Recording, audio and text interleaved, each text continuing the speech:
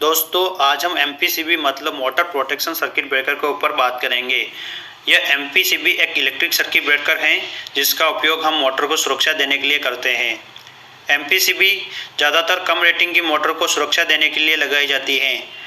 यह भी आपको एमसीबी की तरह ओवरलोड और शॉर्ट सर्किट से सुरक्षा देती हैं, पर एमपीसीबी के अंदर आपको इन दोनों प्रोटेक्शन के अलावा भी कई तरह की सुरक्षा मिल जाती हैं। तो आज हम इसी एमपीसीबी से जुड़ी कई महत्वपूर्ण बातें जान लेंगे।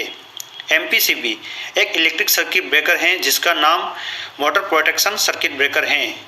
यह एमपीसीबी सिर्फ लो वोल्टेज के लिए डिज़ाइन की जाती हैं, जिसका मतलब सिर्फ 1000 वोल्टेज के नीचे ही इसका उपयोग किया जा सकता है।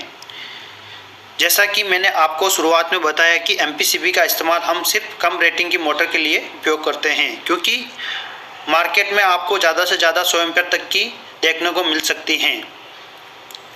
एमपीसीबी एक स्पेशल सर्किट ब्रेकर है जिसको मोटर की सुरक्षा के लिए बनाया गया है। अगर आप किसी मोटर पर सर्किट ब्रेकर लगाना चाहते हैं तो कम वोल्टेज के लिए सबसे बेस्ट एमपीसीबी है। यह आपकी मोटर को सभी फॉल्ट से सुरक्षा देगी, जैसे कि ओवरलोड प्रोटेक्शन। एमपीसीबी में आपको ओवरलोड प्रोटेक्शन मिल जाती है। इसकी सहायता से कभी आपकी मोटर से 60 एम्पीयर से ज़्यादा करंट लेती हैं तो एमपीसीबी उसी समय ऑटोमेटिक ट्रिप हो जाएगी। आगे नेक्स्ट बात करेंगे हम शॉर्ट सर्किट प्रोटेक्शन।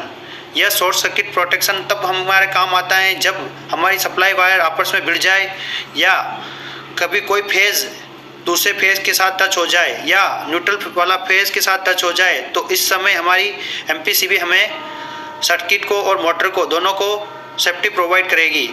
लेकिन दोस्तों आपको पता होना चाहिए कि ओवरलोड प्रोटेक्शन और शॉर्ट सर्किट यह दोनों हमको एमपीसीबी और एमसीबी दोनों मिल जाती हैं, पर अब हम जिस प्रोटेक्शन की बात करेंगे वो आपको सिर्फ एमपीसीबी के अंदर ही देखने को मिलेगी। Unbalance load.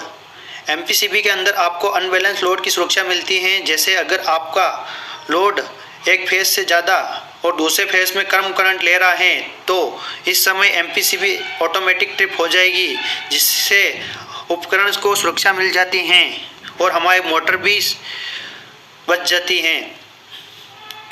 Phase loss. आगे हम जिसकी बात कर रहे हैं फेज लॉस, यह प्रोटेक्शन काफ़ी ज़्यादा ज़रूरी है, क्योंकि अगर 3 फेज में चलने वाली मोटर कुछ समय गलती से 2 फेज पर चल जाती हैं तो उस समय मोटर की वाइंडिंग जलने से पूरे चांस होते हैं। इसके अलावा अगर कभी 3 फेज सप्लाई में से एक फेज नहीं आता है तो उस समय एमपीसीबी फेज लॉस की वजह से हमें प्रोटेक्शन देती हैं। आगे हम एमपीसीबी से मिलने वाले प्रोटेक्शन के बारे में बात करेंगे, जिसमें फर्स्ट है ओवरलोड प्रोटेक्शन। एमपीसीबी में आपको ओवरलोड प्रोटेक्शन मिल जाती है। इसकी सहायता से कभी आपकी मोटर 60 एम्पीयर से ज़्यादा करंट लेती है तो एमपीसीबी उसी समय ट्रिप हो जाएगी। Next, short circuit protection.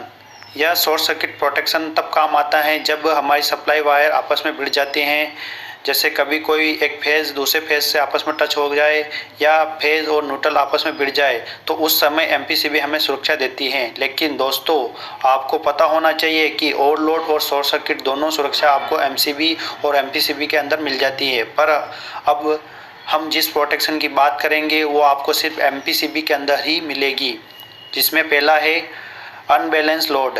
MPCB के अंदर आपको अनबैलेंस लोड की सुरक्षा मिलती है। जैसे अगर आपको एक फेज़ में ज़्यादा करंट और दूसरे फेज़ में कम करंट देखने को मिलता है तो उस समय एमपीसीबी आपकी ऑटोमेटिक ट्रिप हो जाएगी, जिससे हमारे मोटर को सुरक्षा मिल जाएगी। आगे हम नेक्स्ट बात करेंगे फेज़ लॉस या फेज़ फेलियर। यह प्रोटेक्शन काफ़ी ज़्यादा ज़रूरी है, क्योंकि अगर 3 फेज में चलने वाली मोटर अगर कुछ समय के लिए 2 फेज पर चल जाए तो उस समय मोटर की वाइंडिंग जलने के पूरे चांस होते हैं।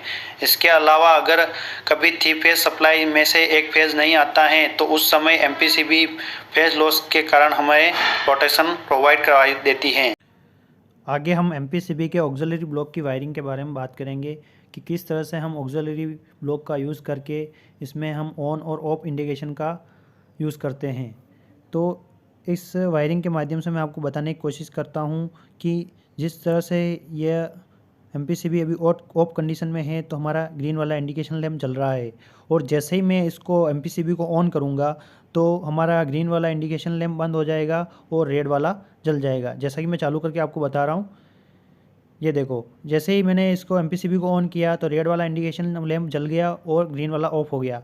और किसी फॉल्ट या अबनॉर्मल कंडीशन या ओवरलोड की कंडीशन की वजह से जब हमारी एमपीसीबी ट्रिप होती है तो हमारा रेड वाला इंडिकेशन लैंप बंद हो जाता है और ग्रीन वाला जल जाता है, जिससे हमें पता चल जाता है कि हमारी एमपीसीबी किसी फॉल्ट या मेजर कंडीशन की वजह से बंद हो गई है। जैसा कि आपको दिखाई दे रहा है, मैंने अभी इसको ऑन किया तो वापस ये रेड वाला इंडिकेशन है जो जल गया और ग्रीन वाला बंद हो गया। तो इस तरह से हम एमपीसीबी के ऑक्सिलरी ब्लॉक की वायरिंग करते हैं। उम्मीद है ये वीडियो आपको बहुत पसंद आएगा।